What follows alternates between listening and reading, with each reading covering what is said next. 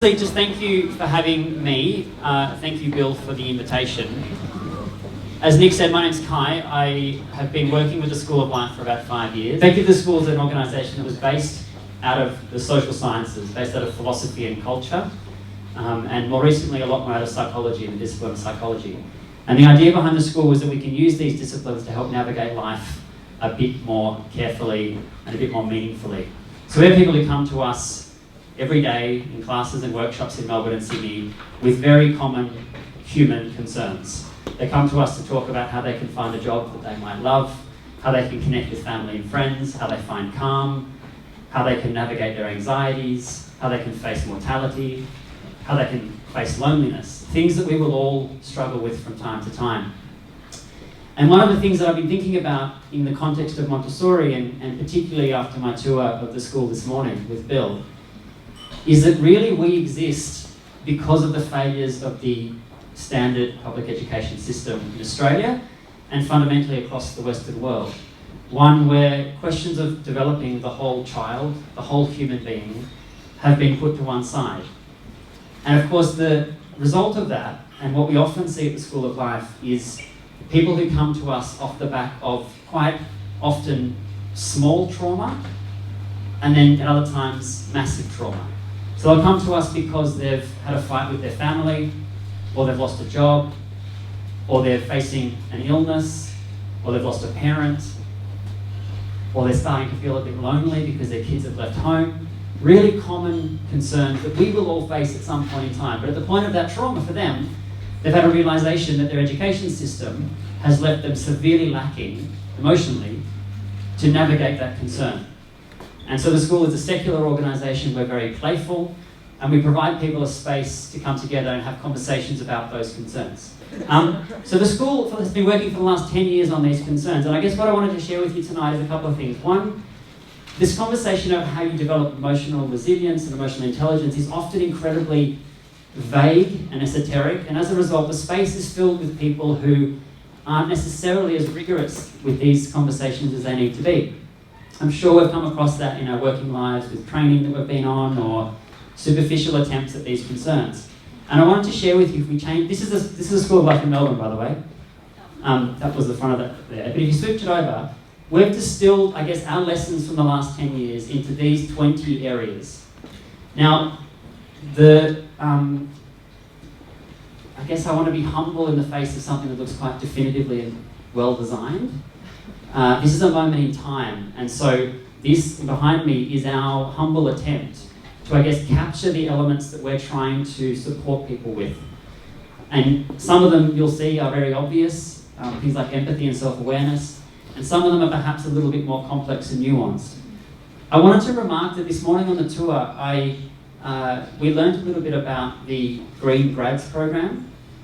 Hands up if your child is involved. I mean, in my mind, when we spoke with Bill about that program, I was blown away by the fact that it was so driven by the children, supported by the school, supported by the community. I'm sure some of you buy the boxes.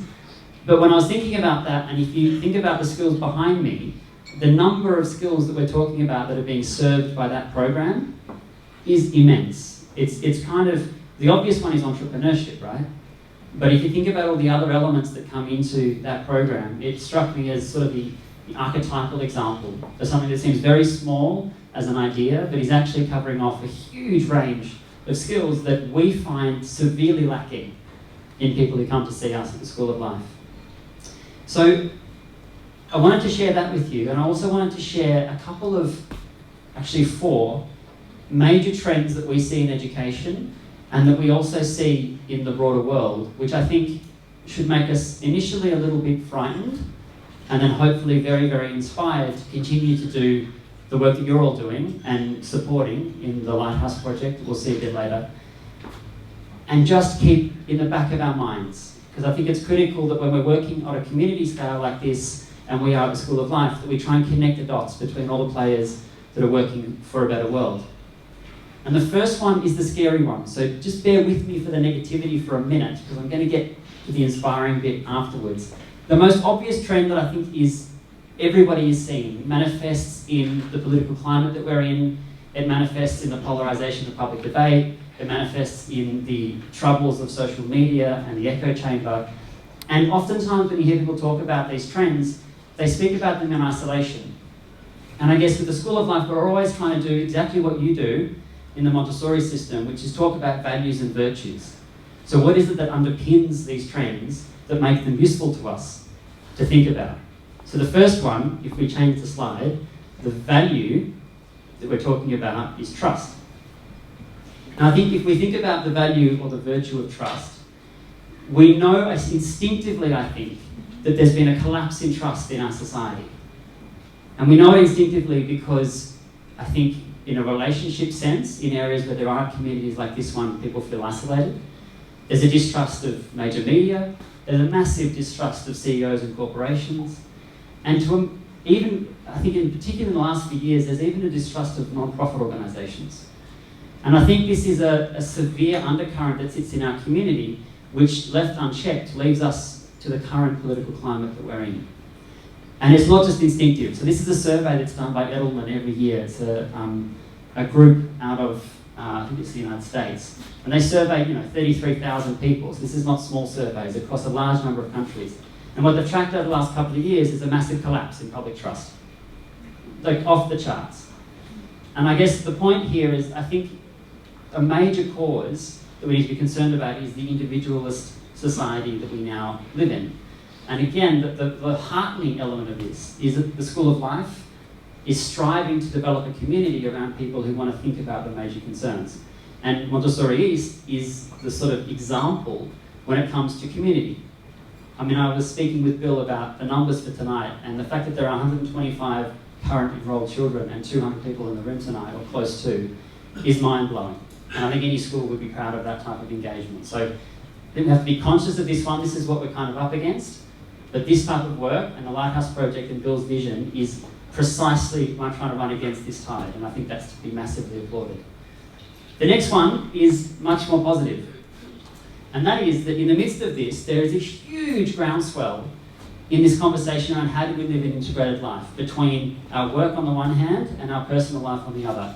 I think it was not, maybe 5 or 10 years ago, this was not even on the radar, and now every company in Australia is reporting that this is an absolute must. The idea of living a purpose company, a purpose mission, and employees coming out of schools and high schools and universities are demanding this. So I think it's up to organisations like the School of Life to help guide people who haven't had the chance in their schooling system to develop a deep sense of self to understand what actually would be their purpose in life. So I feel like you guys are shortcutting 10 years, 15 years, 20 years in people's careers to get them to this place much faster. Because at the School of Life, we get people who are waking up in their 30s, 40s and 50s and realising that they haven't found what it is that they were looking for in their working life. The next one is technology. And I think this is, again, one of those obvious ones that's changing rapidly, etc., etc. The interesting thing about this is that I think the response from a kind of policy sense or a government sense is to focus on STEM. Because if you think about kind of society as economic units, as none of us in this room want to do, that's where we need to invest, right? Because we need more technology people in our country to drive the economy.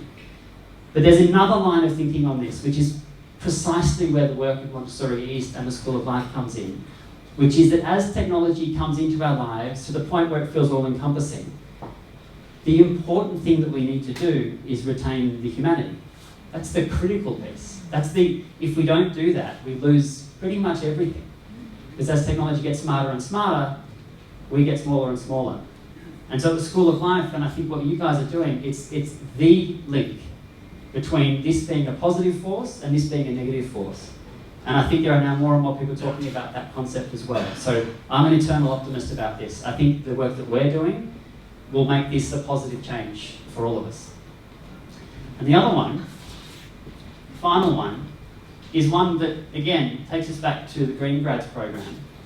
And Green Grads, extraordinarily, I think, is not only teaching entrepreneurial behaviour, and it's teaching how to be creative and how to collaborate and how to communicate and how to negotiate and all these extraordinary life skills. It's also, as a result, providing support to another school that requires support, driven solely by the children. So it's teaching a lesson that business is only learning now and slowly learning now. That business can be a force for good. And I think many of you in the room probably run organisations and feel this already, that you started the company for a reason, and it was a reason that was more than just money. And I think the children that are coming through Montessori East are learning this innately. So I feel like it's starting to join what I think is a growing revolution of business as a force for good. And this image behind me comes from a movement known as B Corporation. And the School of Life is a registered B Corporation. Basically, it's a business form. It's like fair trade for better business. And I encourage you to have a look at it because I think it is sort of the anchor of this movement around business as a force for good. So I guess the final thing I wanted to say, and there's one more slide, was that I feel like we know this to be true in our gut, but there is undoubtedly a massive transformation happening in our society. And the School of Life at the moment is sitting kind of under this transition and catching a lot of people. So we're catching people who are in some way or another trying to navigate this massive shift from an old economy to something better. And I'm an optimist. I think there's something on this end is something better. But I feel like what Montessori is doing, and if we can attempt something as ambitious as the Lighthouse Project and influence an education system that dramatically needs influencing, then not only is this transition going to be done more smoothly and lead to less work for us, it's going to be done much quicker. And I feel like if we don't lean into that, the trends that I'm talking about, the difficulties and the positive sides, it's going to be that much harder for all of us. So I feel like there's an intimate connection between our organisations through Heather and through the personal connections that bind us, but there's also a deep strategic connection in regards to the theories of change that we're trying to see in our country and in the world. And I feel like the future of this being a virtuous cycle is actually much deeper collaboration between organisations that don't necessarily link up naturally in the way that the old economy would see it, but absolutely must work together if we're going to get to that place quicker and in a much nicer way. So thanks for having me.